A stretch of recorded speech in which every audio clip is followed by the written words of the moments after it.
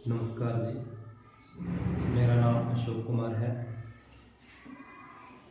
पिछली वीडियो में हमने हिंदी शब्द की उत्पत्ति के बारे में पढ़ा था और आज का जो हमारा टॉपिक है, भाषा शब्द की उत्पत्ति कहाँ से हुई।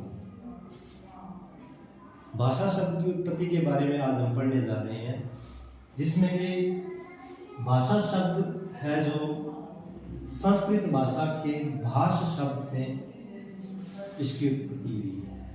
संस्कृत भाषा के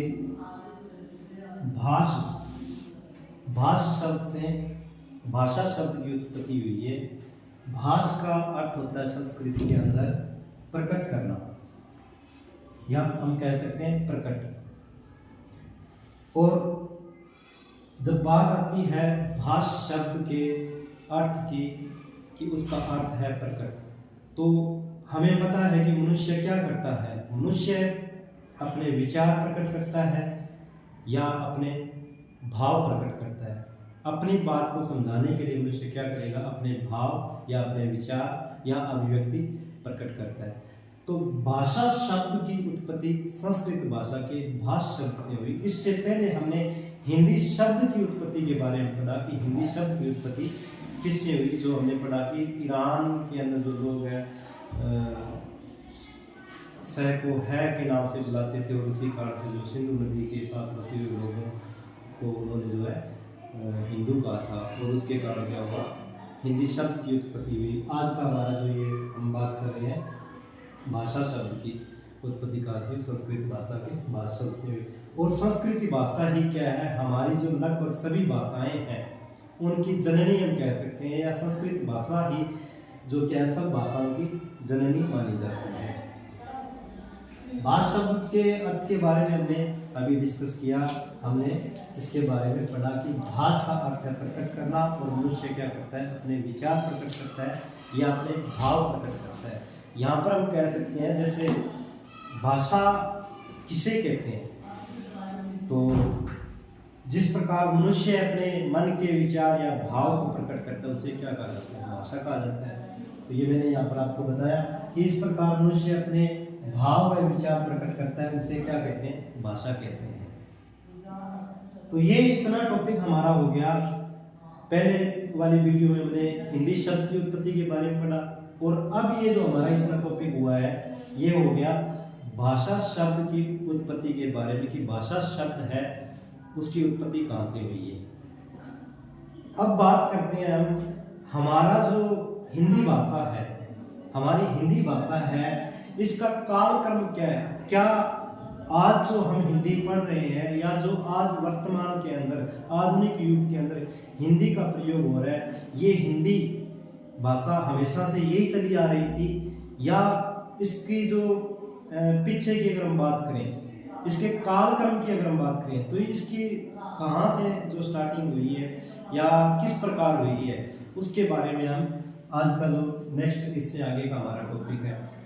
अभी मैंने आपको बताया कि हमारी जितनी भी भाषाएं हैं उनकी उत्पत्ति किस भाषा से हुई है, संस्कृत भाषा से हुई है। या हम कह सकते हैं कि हमारी जितनी भी भाषाएं हैं उन भाषाओं की जननी किसे माना जाता है, संस्कृत भाषा को ही माना जाता है। अब संस्कृत के बाद और जो आज की आधुनिक हिंदी है, उसके बीच का जो टाइम था उसमें किस तरीके से भाषा के अंदर परिवर्तन हुए।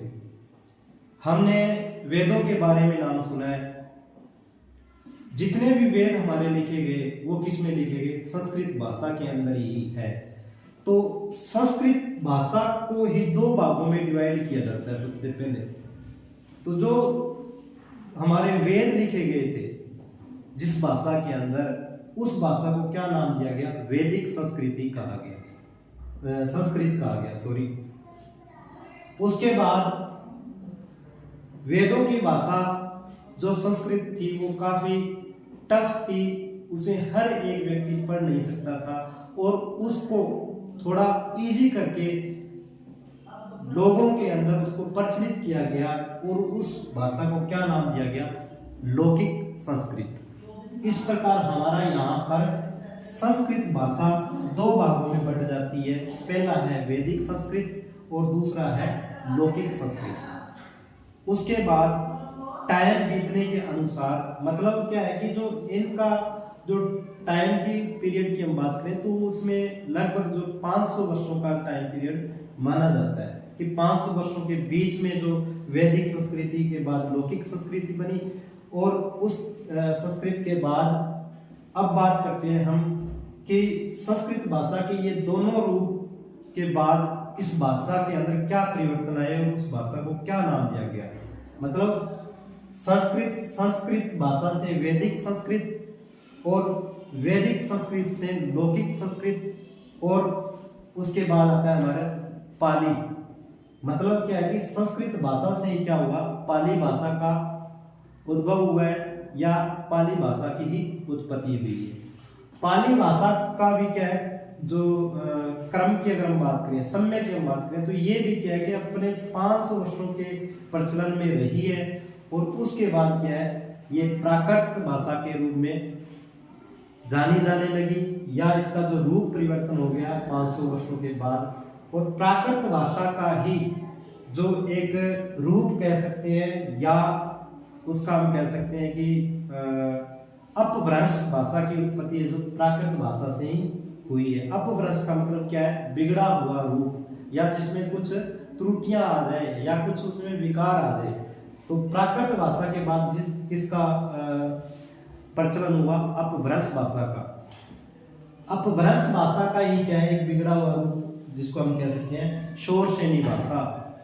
और शोरसेनी भाषा से क्या हुआ, जो आधुनिक हिंदी की हम बात कर रहे हैं, हमारी जो आधुनिक हिंदी है उसका विकास हुआ है। तो इस प्रकार हमने इस हमारे जो आज के दूसरे नंबर के टॉपिक के अंदर हमने जाना कि जो हमारी हिंदी भाषा है इसकी उत्पत्ति किस प्रकार हुई। मतलब संस्कृत भाषा सब भाषाओं की जननी मानी गई और उसके बाद संस्कृत के दो रूप बने, दो भाषाओं में ये विकसित हुई, दो भाषाओं के बाद ये फिर संस्कृत का रूप जो परिवर्तन हुआ वो पाली भाषा के अंदर, और पाली भाषा से फिर प्राकृत भाषा के अंदर, प्राकृत भाषा का बिगड़ा हुआ रूप जिसको हम कह सकते हैं अपभ्रंश भाषा, और अपभ्रंश भाषा से शोरसेनी, और शोरसेनी भाषा से हिंदी भाषा का विकास हुआ, जो आज हम जो आधुनिक हिंदी के रूप में इसको हम पढ़ रहे हैं या आधुनिक हिंदी के रूप के अंदर ये प्रचलित है। इन सब भाषाओं के अंदर जो एक समय की हम बात करेंगे, समय अवधि की हम बात करेंगे, जो मैंने अभी आपको बताया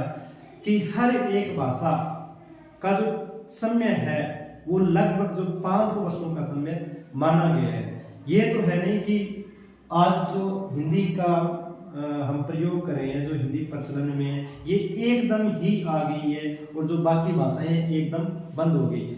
अपने समय के अनुसार वो भाषा भी चलती रही और धीरे धीरे जो हिंदी का भी विकास होता रहा। तो आज की वीडियो में हमने जाना कि भाषा शब्द की उत्पत्ति कैसे हुई और हिंदी भाषा का विकास संस्कृत भाषा से किस प्रकार हुआ, जो आज की हमारी आधुनिक हिंदी है। नमस्कार, जय हिंद।